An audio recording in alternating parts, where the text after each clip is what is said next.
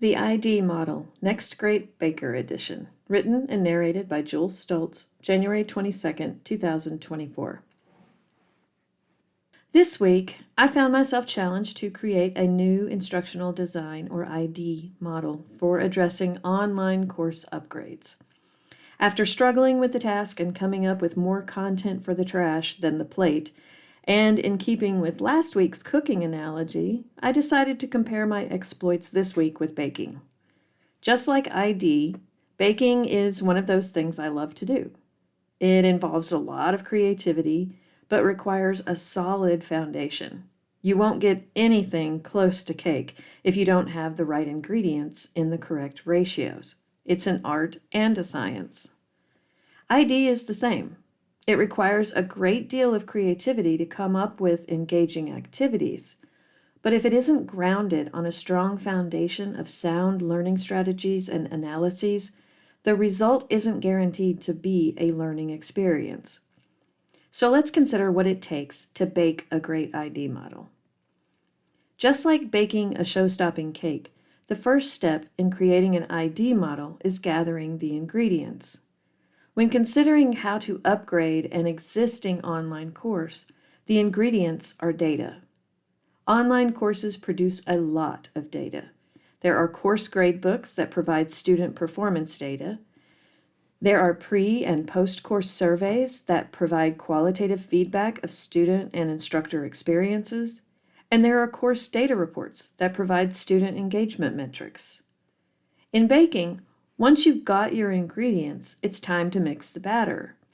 In the ID process, this is where we mix all the data in measured amounts to create a story of what is and isn't working in the course.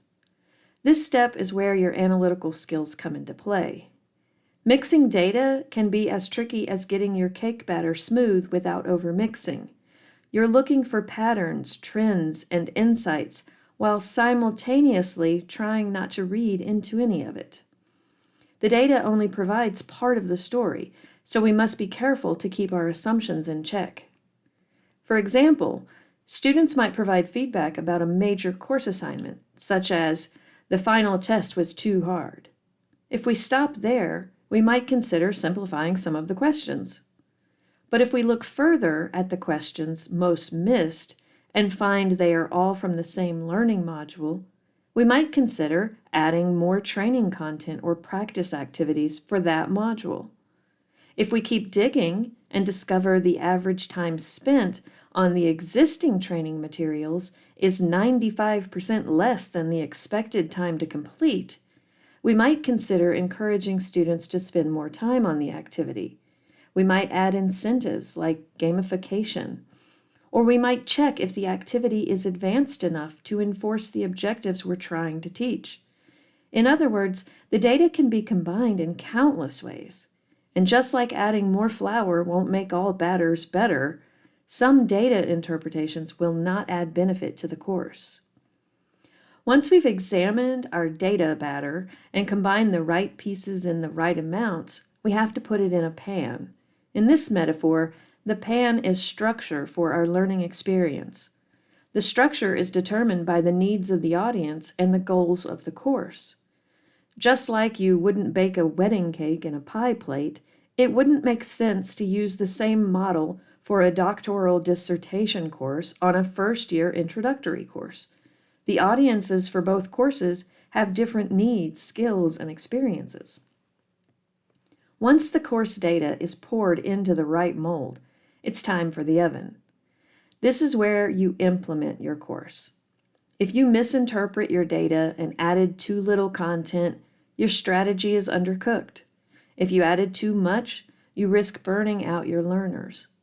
This stage requires careful monitoring, just like peeking through the oven door, making sure everything is rising as expected. Finally, the most nerve-wracking yet satisfying part comes: tasting. In ID, this translates to evaluating the effectiveness of the course. Were your learners engaged? Did they retain information? It's like biting into that first slice of cake. Is it moist, flavorful? Do you go back for a second slice, or does it need some tweaking?